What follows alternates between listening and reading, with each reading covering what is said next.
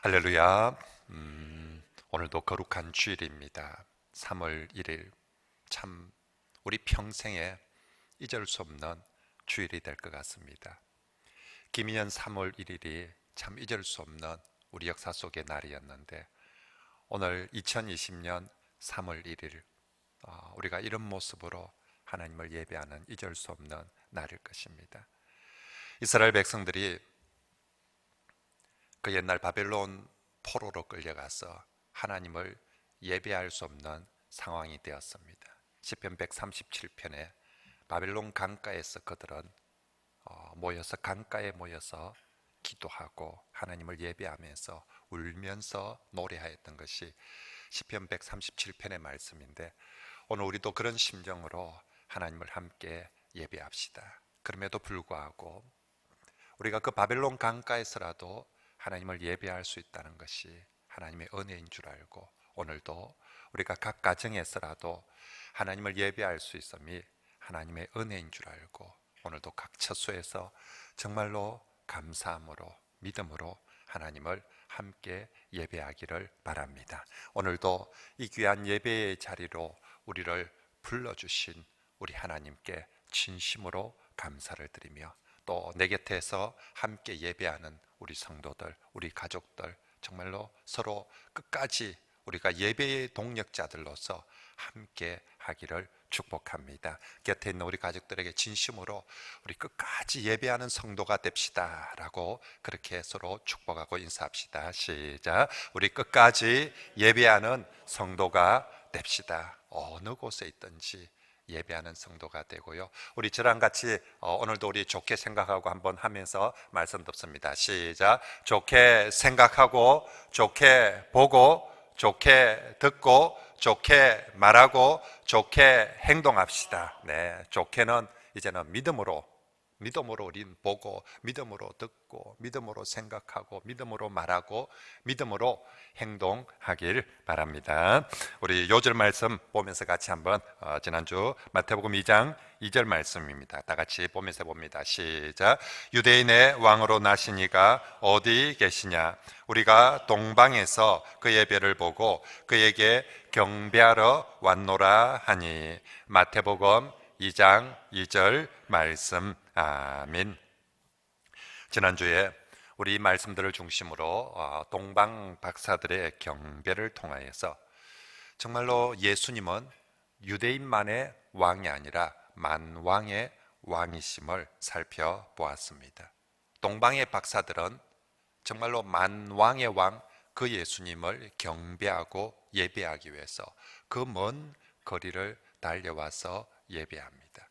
그리고 정말 그분이 만왕의 왕이심을 믿었기에 그분께 합당한 경배, 합당한 예물을 드리면서 그렇게 예배하였습니다. 우리도 오늘도 각자의 처소에 흩어져 예배하지만 우리의 예배를 받으시는 우리 주님은 만왕의 왕, 그리고 정말로 어느 곳에든지 그곳에 계시는 임재하시는 우리의 왕 주님이신 줄 믿고 그의 합당한 예배를 드리는 우리 모든 성도들이 되시길 바랍니다.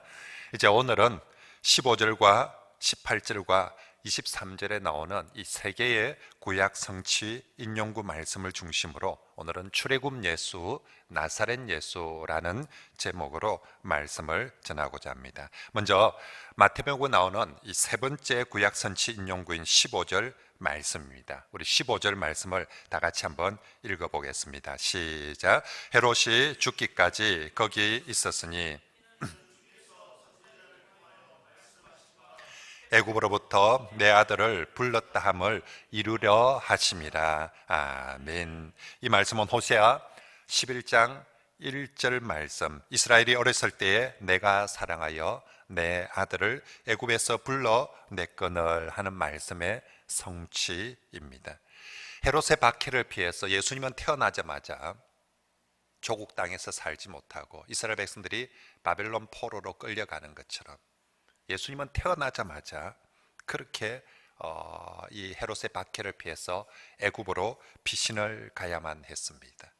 그런데 성경은 이 사건 또한 태어나자마자 애굽으로 피신해 가는 태어나자마자 쫓겨다니는 이 사건마저도 우연히 이루어진 것이 아니라 하나님의 예언대로, 하나님의 말씀대로 이루어졌다라고 말씀하시는 거죠.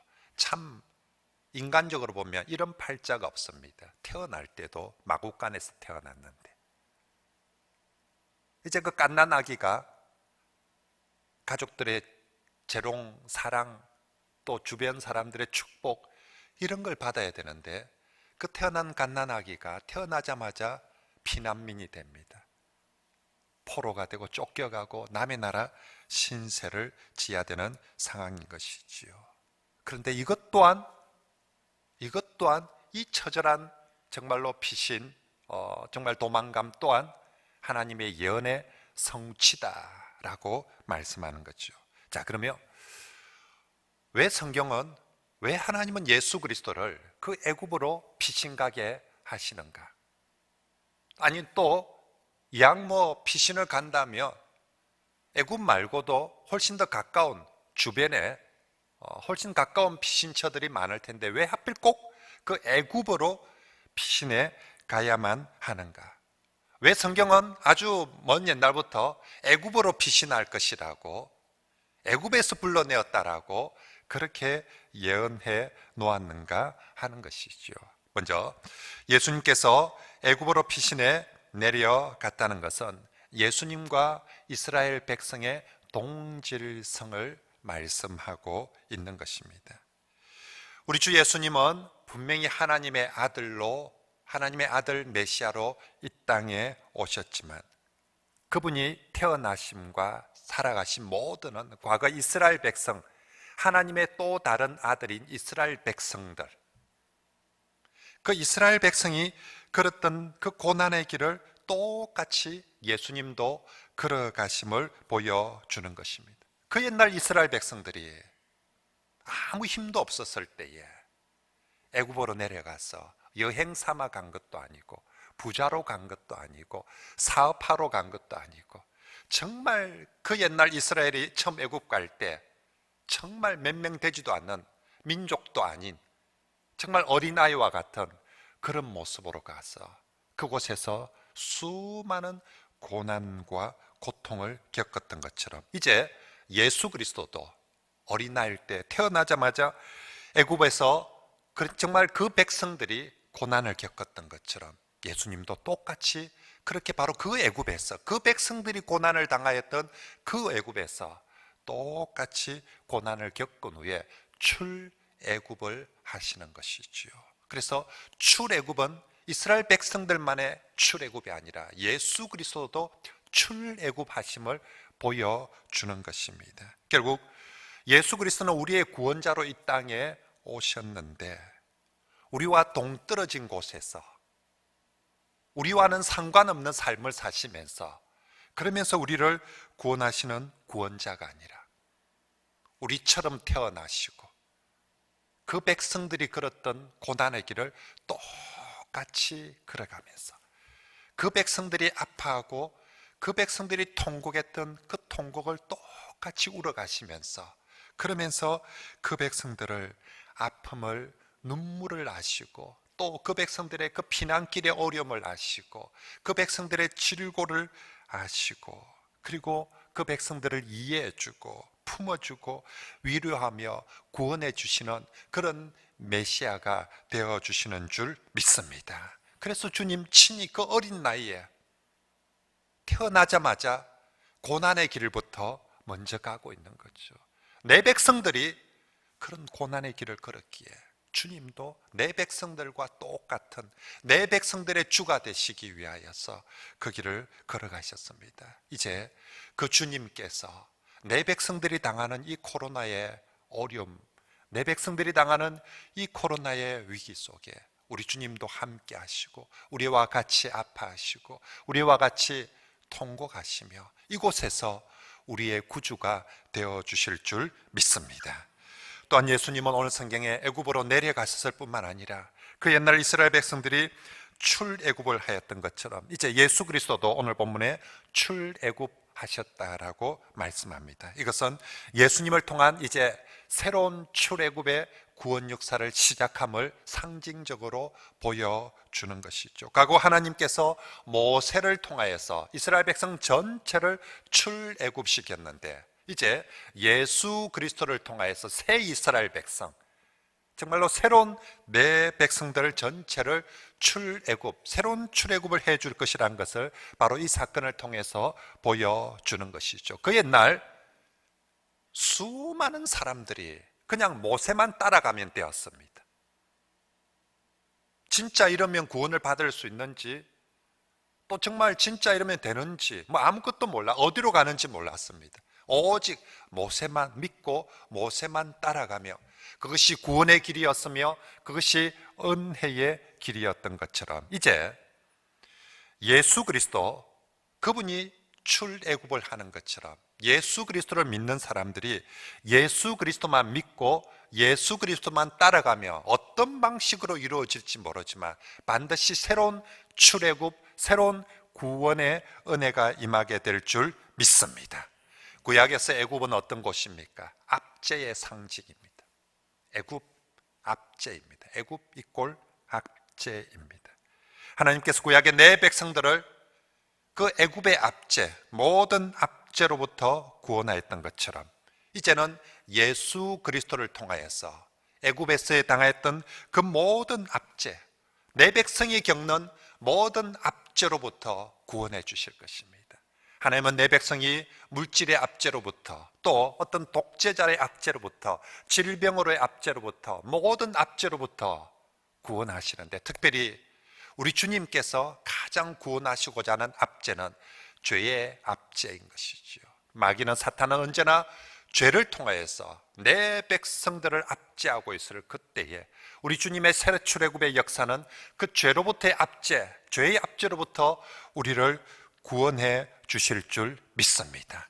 과거의 사건은, 과거의 성경의 역사는 우리에게 정말로 과거의 예표는 새로운 시대의 희망을 보여주는 것이지요.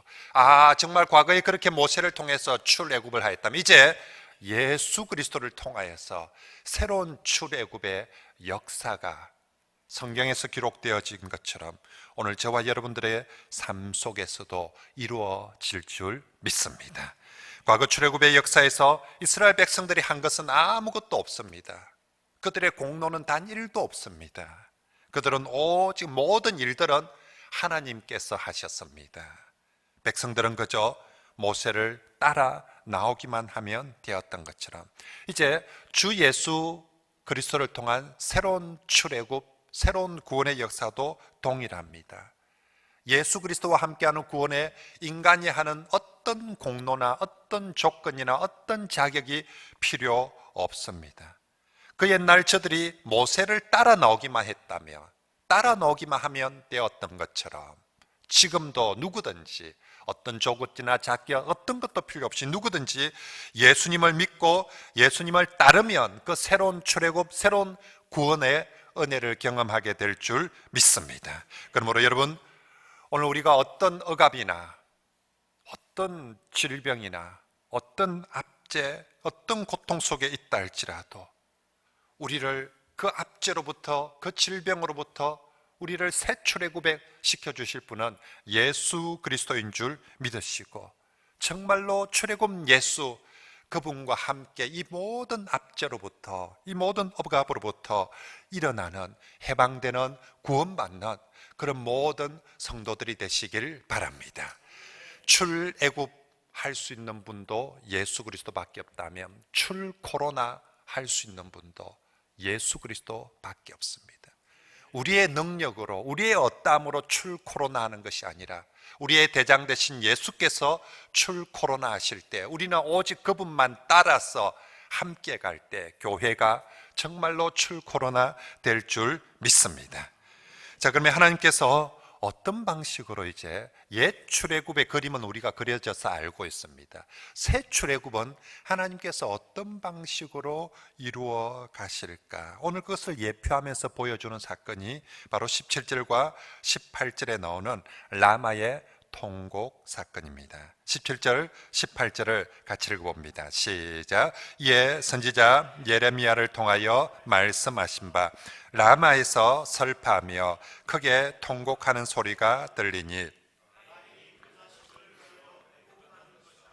그가 자식이 없으므로 위로받기를 거절하였도다 함이 이루어졌느니라. 아멘. 자, 이제 이 말씀 마태복음에 나오는 네 번째 구약 성취 인용구인데요. 예레미야 31장 15절에 나오는 말씀입니다.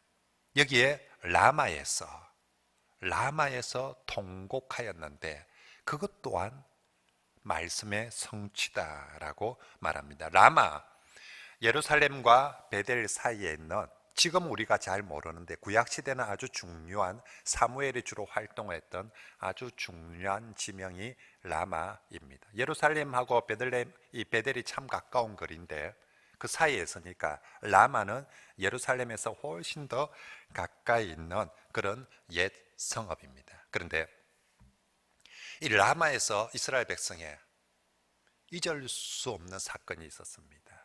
그게 바로 예레미야 시절에 이스라엘 백성들이 바벨론 포로로 끌려가는데 어디에 집결되어졌냐면 바로 그 라마에서 집결되어졌습니다.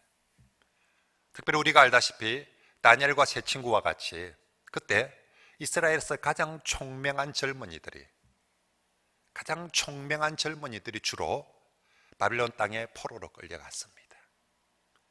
우리가 자녀들이 군대 가도 논산훈련소 집결할 때 주변에 모여있는 부모들이 울음바다가 되는데 그 라마,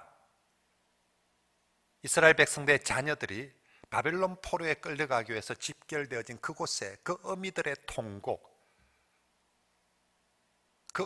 통곡이 바로 라마의 통곡이었던 것이고, 이제 바로 그 어미들의 통곡이 베들레헴 땅에서 자식을 잃은, 정말로 예수님 죽이려고 헤롯이 베들레헴에 태어난 모든 아이들을 죽여버렸을 때에 그 베들레헴에서 정말로 그 옛날 라마에서 통곡하였던 것처럼, 또 아니 그것보다는 더 앞서 라헬이 자녀가 없어서 서러움을 당하고 통곡하고, 라헬은 자녀가 없어서 서러움을 당하고 통곡하고, 라마에서는 내 백성 자식을 빼앗겨서 포로로 빼앗겨서 통곡하고, 이제 이 베들레헴에서는 정말로 부모들이 그 생떼 같은 자식들, 2살 이하의 모든 아이들이 죽는 그 자식들이 죽는 그것 앞에서 통곡하고, 예수 그리스도의 육신의 부모는 이 핏덩어리 아기를 안고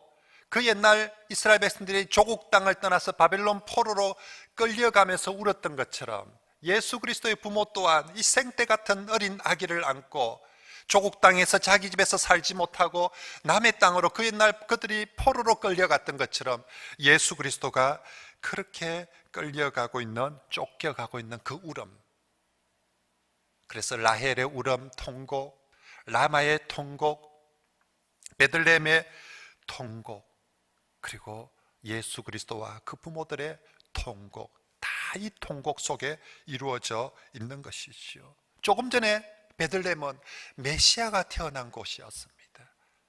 그 메시아가 태어난 곳에 기쁨이 있고 웃음이 있고 감사가 넘쳐야 되는 그곳에 인생이 경험할 수 있는 통곡 중에 가장 처참한 통곡이 그곳에서 울려 퍼지게 된다니, 이게 도대체 무슨 일입니까? 왜 하나님은 그 기쁨의 장소에, 메시아가 태어난 그 장소, 그 시간에 태어나서 10년이나, 태어나서 한 5년이라도 지나면 모를까, 메시아가 태어난 바로 그 시간, 그 장소에 왜 이런 인생이 경험할 수 있는 통곡 중에 가장 처참한 통곡을 바로 그 자리에 허용을 하시는 걸까요? 그것도 우연히 어쩔 수 없어서가 아니라 성경에 예언되어진 대로. 왜 성경은 그런 것까지 예언을 하고, 왜 하나님은 그런 예언까지도, 이 예언은 좀 안 이루어진다고 해서 누가 하나 시비 걸거나 섭섭해하지 않을 텐데, 왜 하나님은 그런 것까지 예언을 하시고, 왜 그런 예언의 말씀까지 오늘 본문에서, 그것도 예수 그리스도를 통하여서 예수님이 태어나신 그 기쁨, 그 좋은 곳에서 이 통곡이 이루어져야만 하는 것입니까? 아마도 별로 중요치 않다면 일어나지도 않았을 것이고 기록되어지도 않았을 것입니다. 하지만 정말로 이 사건은 중요했기에 예언되어졌고 중요했기에 일어났고 중요했기에 또 기록되어졌고 중요했기에 우리에게 들려지는 줄 믿습니다. 도대체 뭘? 그냥 출애굽하면 되지.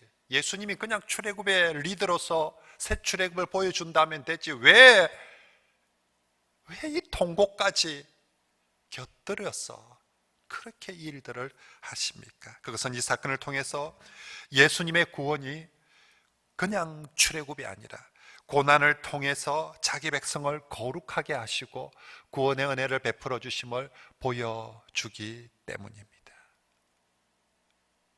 구약의 말씀도 철저하게 예수 그리스도의 사역과 삶을 보여주고 예표하듯이 예수님의 어린 시절의 모든 하나하나 사건들은 장차 예수께서 어떤 사역을 하시며 어떤 길을 걸어야 될지를 하나씩 하나씩 보여주고 성취하는 사건들입니다.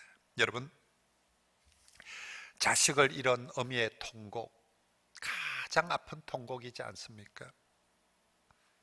또 이 요셉과 마리아 입장에서 그 핏덩어리 자식을 안고 조국을 떠나는, 집을 떠나는, 갈 곳도 없이 집을 떠나는 그 부모의 서러움과 통곡도 만만치 않을 것입니다. 그런 의미에서 성경에 나오는 수많은 통곡 중에서 라마의 통곡, 그리고 지금 베들레헴에서 그 어미들이, 자식을 잃은 어미들이 울고 있는 통곡, 그리고 정말 핏덩어리 예수 그리스도를 안고 정말로 집을 떠나야 되는 그 정말 요셉과 마리아의 그 예수 그리스도의 그 통곡, 이 모든 통곡은 인간이 겪는 고통 중에서 가장 큰 고통입니다. 그런데 이 고통을 인간들만 겪는 것이 아니라, 아니 이것보다 더 가슴 아픈 통곡은 예수님께서 십자가에서 죽는 모습을 보는 하나님의 아픔이고 통곡입니다. 자식을 잃어보셨습니까? 자식 잃은 통곡, 자식 잃은 통곡, 인간이 경험하고 살아가면서 느끼는 가장 큰 통곡인데, 그것을 하나님 아버지도 그 아들 예수 그리스도를 잃는 통곡을 똑같이 느끼는 거죠. 하나님 어떻게 이럴 수 있습니까? 어떻게 우리 자식들이 바벨론 포로로 끌려가도록 내버려 둘 수 있습니까? 하나님 어떻게 우리 자식들이 헤롯의 손에 죽는 것을 방치하십니까? 그 질문에 하나님은 나도 내 아들을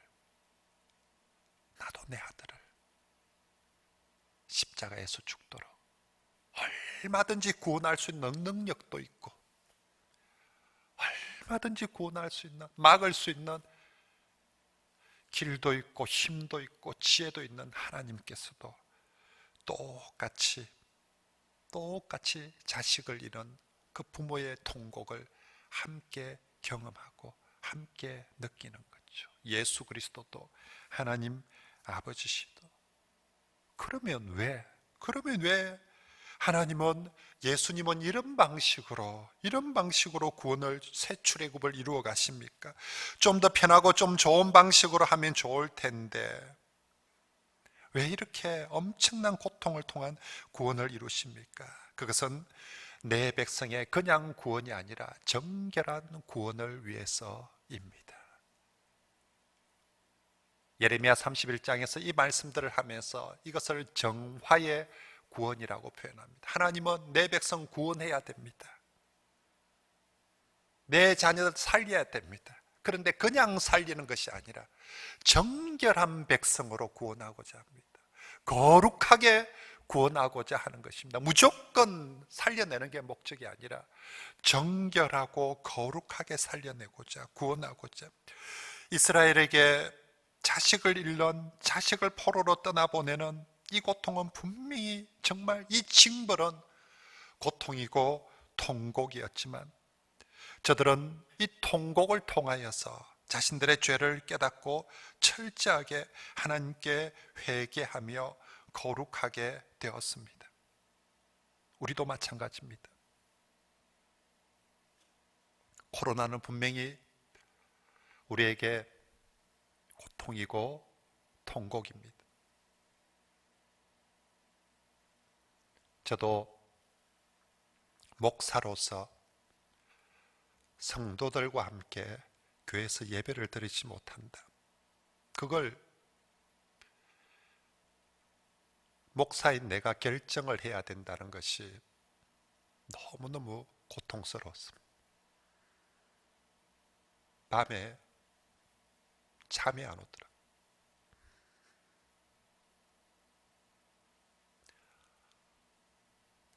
그 결정을 내가 해야 되고, 또 정말 우리 성도들이 주일날 얼마나 교회 와서 예배드리고 싶어 할 텐데 그러지 못하도록 한다는 것이 정말로 그 자리에 그 중심에 있는 것이 정말 고통이었습니다. 그런데 하나님 참 이 고통의 과정을 오늘 우리 시대만 아니라 예수 그리스도에게도, 그 이전에 그의 백성들에게도, 아니 심지어는 하나님 자신에게도 그렇게 적용해 가셨습니다. 왜? 우리 하나님은 자기 백성들의 성공도 중요하고 자기 백성들의 풍요도, 자기 백성들의 그 명예도, 아니 하나님 자신의 명예도 중요하지만 그보다 더 중요한 것, 거룩하게 구원하는 것, 내 백성들을 거룩하게 구원하는 것이 훨씬 더 중요하기에 우리 하나님께서 이 라마의 통곡을 빠뜨리지 않고 베들레헴의 통곡으로, 예수 그리스도의 통곡으로, 하나님의 통곡으로, 오늘 우리 시대의 통곡으로 이어지게 하신 줄 믿습니다. 그래서 하나님은 바로 이 거룩하고 정결한 과정을 위해서 고난의 학교, 통곡의 학교를 친히 만드시고 우리 하나님께서 운영하시는 줄 믿습니다. 하나님은 내 백성들이 그 통곡의 자리에서 절망하고 좌절하는 것이 아니라 그 통곡의 자리에서 애통하고 회개하고 거룩하게 되기를 바라시는 줄 믿습니다. 이스라엘 백성들이 바벨론 강가에서 시편 137편을 보면 내가 정말 성전에서 좀 더 하나님 찬송할 텐데 내가 거기서 찬송하지 못하니까 이 이방인들이 내보고 노래 안 불러보라고, 이 기타 들고 수금 들고 성전에서 불렀던 거 한 불러보라고, 우리 술 마시고 있을 동안. 정말 내가 그 옛날 성전에서 하나님을 찬양하는 것이 얼마나 복된 것이었는데 내가 그때 전심으로 최선을 다해서 찬양하지 않았더니 이제 이 이방 땅에서 저 인간들이 술 마시는데 나보고 수금을 들고 노래 한 불러보라고, 차라리 내 손목이 끊어졌으면 좋겠다고, 차라리 저 수금이 다 부러졌으면 좋겠다고 그렇게 애통하며 그들이, 그리고 그 바벨론 생활을 끝나고 나서 정말 예배를 목숨 걸고 그렇게 지키고자 했습니다. 오늘 우리가 이 코로나의 아픔들이 정말로 우리가 하나님 앞에 그렇게 정결하게 되고 거룩하게 되기를 정말 애통하며 회개하며 우리가 함께 모여서 예배할 수 있는 것이 얼마나 큰 은혜고 축복인지를 더욱더 깨닫고 우리가 더욱 하나님 앞에 전심으로 예배할 수 있게 되는 그런 계기가 되기를 바랍니다. 그러므로 성도 여러분, 우리가 정말로 예수 그리스도 그분 자신에게나 그리고 과거 이스라엘 백성에게나 오늘 우리에게도 예수님을 믿고 구원을 받고 따른다는 것은 아무런 통곡이 없는 탄탄대로의 길을 걷는 것은 결코 아닙니다. 예수님이 태어나신 곳에도 통곡이 있었고 예수님을 정말 잘하는 곳에도 통곡이 있었던 것처럼 우리 예수 믿는 모든 사람들의 삶의 과정에도 언제나 통곡은 따르게 마련입니다. 그래서 디모데후서 3장 12절에 무릇 그리스도 예수 안에서 경건하게 살고자 하는 자는 핍박을 받으리라, 통곡을 당하리라 라고 말씀합니다. 이처럼 성도에게 분명 통곡은 필수적이지만, 하지만 명심할 것은 통곡 자체가 목적은 아닙니다. 통곡은 우리 하나님께서 그의 백성을 더 거룩하고 더 정결하게 하고자 함이 위함이지, 죽이려고, 망하게 하려고 우리에게 통곡을 허락하는 것은 아닙니다. 그러므로 오늘 우리가 어떤 모습으로든 통곡의 길을 걷고 있다면 틀림없이 하나님이 우리를 망하게 하지 않고 이 통곡의 학교를 통해서 우리가 정말로 숨금같이, 정말 점금같이 정결한 믿음의 사람으로 그렇게 거듭나기를 원하시는 줄 믿고, 이 통곡의 과정이 우리가 더욱더 순금 같고 점금 같은 믿음의 과정이 되기를 축복합니다. 그 옛날 라마의 예레미야 31장에 보면 라마의 통곡 소리를 들으면서 하나님이 이렇게 말씀하십니다. 내가 그를 위하여 내 창자가 될 거라니. 하나님의 말씀입니다. 하나님이 라마에서 내 백성들의 통곡 소리가 들릴 때 하나님은 내 창자가 될 거라니라고 말합니다. 십자가에서 예수 그리스도 엘리 라마 사막다니, 하나님이여 어찌하여 나를 버리시나이까 할 때 똑같이 하나님께서 내 창자가 될 거라니. 성경은 하나님의 인간의 가장 큰 고통을 이 내장이 아프다고 표현을 합니다. 하나님이 창자가 될 거라니.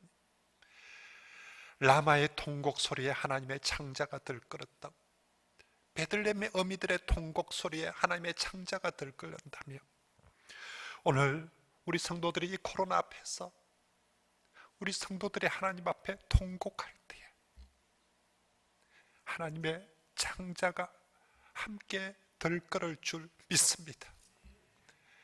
그분의 창자가 될 거를 때 그분은 반드시 그의 백성들을 불쌍히 여기시고 은혜를 베풀어 주실 줄 믿습니다. 자, 이제 마지막으로 23절 말씀 통해서 나사렛 예수 그리스도의 말씀을 함께 살펴봅니다. 23절을 같이 읽어보겠습니다. 시작. 나사렛이란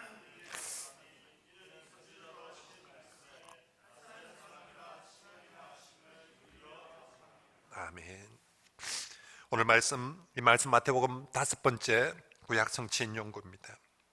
예수님이 애굽에서 빛이 나고 출애굽해서 다시 유대 땅으로 돌아가야 되는데, 이번에는 헤롯 왕의 아들 헤롯 아켈라오가 다시 또 예수를 핍박하려고 하게 해요. 이제 유대 땅으로 가지 못하고 나사렛이라는 조그만한 시골 동네에 가서 살게 되었는데, 이것 또한 예언의 성취다라고 말씀하고 있는 것이죠. 그런데 우리가 성경을 조금 읽어본 사람들은, 관심 있는 사람들은 주목해 볼 것은 구약 성경 어디에도 나사렛은 없다는 것이죠. 단 한 번도 나오질 않습니다. 그리고 구약의 어떤 예언자도 메시아가 나사렛에 자랄 것이다라고 예언한 선지자도 아무도 없습니다. 그러면 도대체 마태복음은 뭘 보고 이게 예수께서 나사렛 예수가 예언의 성취다라고 그렇게 말하는 것입니까? 그것은 나사렛이라는 지명 때문에 그런 것이 아니라 나사렛이라는 단어 뜻 때문에 그런 것입니다. 히브리어로 나사렛은 네세르입니다. 히브리어는 네세르라고 적혀 있습니다. 그래서 유대인들은, 우리는 한국식으로 나사렛 예수인데 유대인들은 네세르 예수라고 부릅니다. 네세르 예수, 네세르 가지라는 뜻입니다. 이사야 성경에 고난받는 메시아, 이사야 51장부터 53장 쭉 이어져 가면서 고난받는 메시아를 소개할 때에 언제나 가지 메시아, 네세르 메시아가 제일 먼저 나옵니다. 이사야 11장 1절에 시작을 하는데요, 이새의 줄기에서 한 싹이 나며 그 뿔에서 한 가지가 나서 결실할 것이요. 여기 한 가지, 한 네세르가 나서 결실할 것이요 라고 말씀합니다. 이왕이면 큰 나무일 텐데 무슨 한 네세르가 나가지고 한 가지가 나가, 그것도 다윗의 줄기도 아니고 이새의 줄기에서, 다윗의 혈통 줄기에서 하면 뭐 그래도 좀 왕실에서, 근데 이새는 그냥 촌부일 뿐인데, 근데 이새의 줄기에서도 굵은 뭔가가 아니고 한 네세르가 났어. 이 모든 것들이 메시아가 올 건데 크고 화려한 메시아가 아니라 고난받는 메시아, 정말 겸손하고 낮은 메시아가 올 것을 상징적으로 표현하는 것입니다. 이것을 히브리 사상에서는, 구약 성경에서는 가지 메시아, 네세르 메시아 사상이라고 합니다. 메시아가 오는데 가지로 온다, 네세르로 온다라는 것입니다. 그런데 유대인들이 제일 싫어했던 메시아 사상이 바로 이 가지 메시아, 네세르 메시아 사상이었습니다. 분명히 성경에 적혀 있는데 믿고 싶지 않고 듣고 싶지 않고 보고 싶지 않고 인정하고 싶지 않은 구절들이 바로 이 네세르 메시아였습니다. 유대인들은 메시아가 온다면 정말 엄청난 권력과 힘, 심판의 능력을 가진 그런 메시아가 오기를 바랬는데, 자꾸 이사야는, 예레미야는 그런 엄청난 메시아가 아니라 네세르 메시아가 가실 것이다, 한 가지 연한 순과 같이, 그리고 그는 흠도 없고 정말 흠모할 만한 것도 없고, 그래서 어린 양처럼 고난을, 무슨 메시아가, 그런 메시아가 있노, 우리 그런 거 말고 좀 좋은 거. 그래서 분명히 성경에 기록되어져 있는데도 불구하고 그들은 외면하였습니다. 하지만 예수님은, 그 유대인들은 외면하였지만 성경에 약속되어진 대로 바로 그 네세르 예수로 오셔서 실제로 나사렛이란, 네세르라 이름하는 바로 그것에, 왜 그 동네 이름은 네세르라고 지었겠습니까? 서울 같으면 네세르라고 지었겠습니까? 부산 같으면 진짜 시골이고 촌이니까 볼품없는 도시여서 도시 이름 자체가, 그 마을 이름 자체가 네세르라고, 나사렛이라고 그렇게 지어서 예수는, 나사렛 예수가, 아이고 저 촌 출신에 저서 무슨 네세르에서 무슨 선한 것이 나겠느냐고. 구약 성경에 단 한 번도 그 도시, 그 마을 이름이 기록된 적이 없지 않느냐. 구약 성경에 단 한 명도 거기서 선지자나 인물이 나온 적이 없네. 거기가 바로 네세르 였는데 예수님은 그곳에서 자라나셨고, 실제로 그 위에 예수님의 삶 전체가 네세르 예수였습니다. 그의 태어나심도 네세르였습니다. 그의 자라나심도 네세르였고, 그의 집안도 네세르 집안입니다. 그의 학벌, 그의 스펙, 모든 것이 정말 내세울 것이 하나도 없는 볼품없는 네세르였습니다. 심지어 그가 데리고 다니는 제자들도, 부목사들도, 교육자들도 전부 다 네세르였습니다.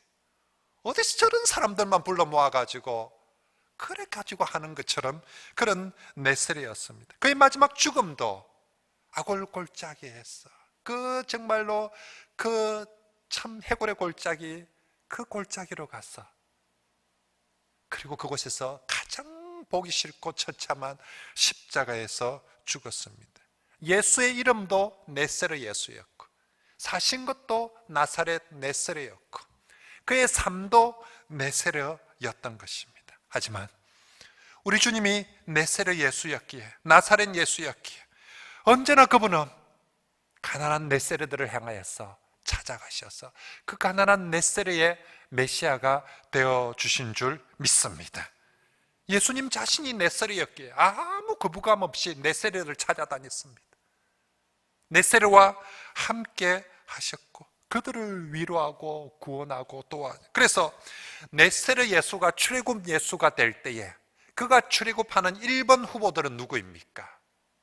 그가 예수님께서 산상수훈에서 팔복에서 말한 것처럼 가난한 자들은, 네세르들은 복이 있나니 그들이 천국의 1번이다라고. 그래서 출애굽 예수는 네세르를 찾아서 그 네세르를 가장 먼저 세상 사람은 돈 있고 권력 있는 사람을 구원의 1번 자리로 세운다면 예수님은 바로 자신과 같은 네세르들을 구원의 1번 자리로 채워주신 줄 믿습니다. 그 네세르 예수님이 오늘도 이 땅 가운데 네세르 예수, 나사렛 예수가 되어주셔서 오늘 우리 성도들 가운데 정말로 가난하고 힘없는 네세르 성도들을 찾으시고 위로하시고 도와주시고 구원해 주실 줄 믿습니다. 코로나 질병도 마찬가지입니다. 언제나 위기 상황, 어려운 상황이 되면 돈 있는 사람들은 늘 그 속에서도 빠져나가고 살아남는데 항상 당하는 게 돈 없고 가난한 사람들인데 우리 주님 정말로 이 코로나에서 가장 돈 없고 가난한 사람들에게 네스레 예수가 되어 주실 줄 믿습니다. 이제 말씀을 정리하겠습니다. 여러분, 참 우리가 오늘 우리 가운데서 참 어렵고 힘들게 살아가는 성도들이 있습니까? 때로는 질병이나 여러 압제나 아픔 때문에 오늘 눈물 없이는 살 수 없는, 통곡이 없이는 살 수 없는 그런 성도들이 있습니까? 오늘 성경에 우리가 믿는 예수 그리스도, 그분도 통곡의 자리에서 시작했습니다. 그분도 통곡과 함께 당신은 그런 아픔을 아냐? 라고 물으며 그 자식을 잃은 의미의 통곡을 아시는 주님이시고 자식을 잃은 의미의 통곡을 이해하시는 같이 울어봤던 하나님이십니다. 그분이 오늘 정말 우리가 어떤 모습으로든지 통곡할 때에 내 창자가 끓는 것 같이 그렇게 함께 아파하시고 들어주실 줄 믿습니다. 그 예수님이 출애굽 예수가 되어주십니다. 듣기만 하는 것이 아니라 새로운 출애굽을 하시겠다라고, 그 애굽의 압제로부터, 이 땅의 모든 압제로부터 우리를 출애굽하시겠다고 합니다. 어떤 사람들과 함께? 네세르 예수, 나사렛 사람들과 함께 출애굽하겠다라고 말씀합니다. 그래서 가난한 자들은 복이 있나니, 출애굽 예수가 출애굽할 때 네세르를 제일 먼저 출애굽을 시키기 때문에 가난한 자들은 복이 있나니 그들이 천국이 그들의 것이다 했는데, 오늘 우리 모든 네세르 성도들이 정말로 나사렛 예수를 통해서 출애굽 예수를 경험하게 되나. 그래서 이번 한 주간은 우리가 나사렛 예수, 출애굽 예수를 늘 기억하고 부르며 의지하면서 정말로 새로운 구원의 은혜를, 치료의 은혜를, 회복의 은혜를 누리는 우리 모든 성도들이 되시길 바랍니다.